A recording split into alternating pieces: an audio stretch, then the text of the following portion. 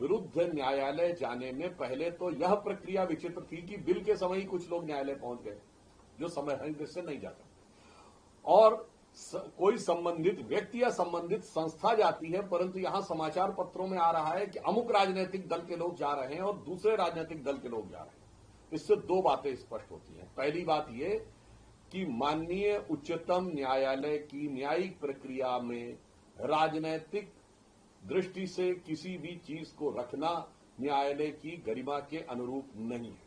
पहली बात ये साफ, यानी साफ दिखाई पड़ रहा है कि इनके मध्य एक राजनीतिक प्रतिस्पर्धा का स्वरूप है। दूसरा, यदि ये सारे दल अलग अलग राजनीतिक दलों के प्रतिनिधि के रूप में न्यायालय में जा रहे हैं, इससे यह भी साफ हो गया कि इनका एक दूसरे के ऊपर कोई विश्वास नहीं है, या फिर ये एक दूसरे से प्रतिस्पर्धा में लगे। इसलिए मैं उन सभी राजनीतिक दलों से कहना चाहूंगा, जब एक बार आप माननीय उच्चतम न्यायालय तक जा चुके हैं तो वहां पर न्यायिक प्रक्रिया की गरिमा को ध्यान में रखते हुए राजनीतिक बयानबाजी से बचने का प्रयास करना चाहिए। और नाना प्रकार की राजनीतिक बयानबाजियां करना न सिर्फ गरिमा के प्रतिकूल है न्यायालय की, परंतु इसके साथ साथ आपने अभी तक की जो संवैधानिक प्रक्रिया है उसकी गरिमा के भी प्रतिकूल है। और मुझे यह पूर्ण विश्वास है कि जिस प्रकार समस्त संवैधानिक प्रक्रियाओं को पूर्ण करते हुए हमारी सरकार ने निर्णय लिया है, तो हमें आश्वस्त हैं हम कि न्यायालय का निर्णय हमारे पक्ष में आएगा, परंतु विपक्षी दलों को भी प्रक्रिया का सम्मान करते हुए बयान देने से बचना चाहिए। सर, महबूबा मुफ्ती ने भी Sir, Mehbooba Mufti has also attacked NC government, saying that they should learn from Tamil Nadu government, who is opposing Waqf bill, and her daughter has also attacked Mr. Kiran Rijiju, who is in Jammu and Kashmir, and there was a video that came out of Umar Abdullah and Rijiju walking together, saying that how can we expect anything for Muslims from the chief minister when he's welcoming the minister who has introduced Waqf bill. How do you react to that?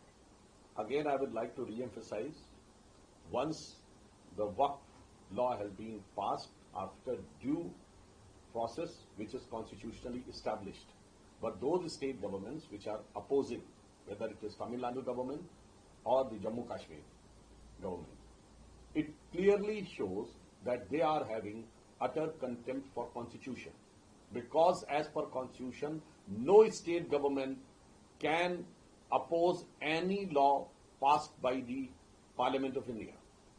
And the type of scenes which has been witnessed in Jammu Kashmir assembly, if they are tearing apart, it means these are the people under whose hand the constitution is in danger.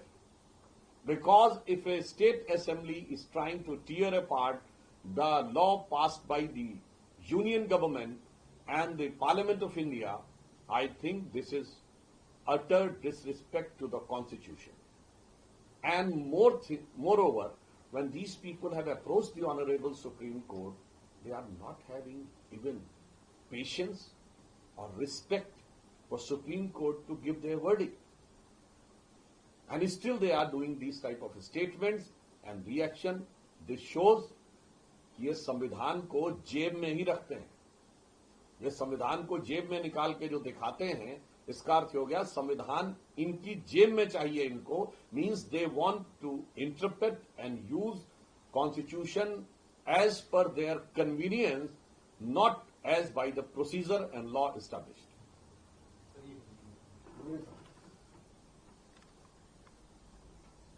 जैसा कि हम पहले कह चुके हैं कि अन्य राजनीतिक दल और विशेषकर जो राज्य, चाहे तमिलनाडु या जम्मू कश्मीर, जो कि इस बिल के विरोध विधानसभाओं में कर रहे हैं, यह दर्शाता है कि वह संविधान की भावना को ध्वस्त कर रहे हैं। क्योंकि संविधान के अनुसार संसद के द्वारा पारित किसी भी कानून के बारे में किसी राज्य विधानसभा को किसी भी प्रकार की विपरीत टिप्पणी करने का अधिकार नहीं है। इससे बहुत साफ हो जाता है कि देश की जनता के सामने कि संविधान किनके हाथों में खतरे में है।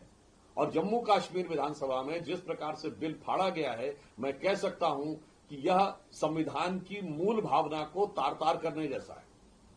क्योंकि एक स्थापित व्यवस्थित प्रक्रिया के द्वारा संपूर्ण संवैधानिक आवश्यकताओं को पूर्ण करते हुए पारित कानून के विरोध में किसी राज्य विधानसभा के अंदर इस प्रकार का दृश्य बहुत साफ दिखाता है कि इन लोगों के हाथों में कानून खतरे में है। और ये लोग जो कानून की किताब जेब में रखते हैं, ये साफ दिखा रहा है कि कानून को जेब में ही रखना चाहते हैं। ये संविधान की पुस्तक जेब में रखते हैं, दर्शाता है कि कानून और संविधान को जेब में रखना चाहते हैं, अर्थात इन्हें संविधान अपनी मर्जी के हिसाब से चाहिए, व्यवस्था और प्रक्रिया के अनुसार नहीं।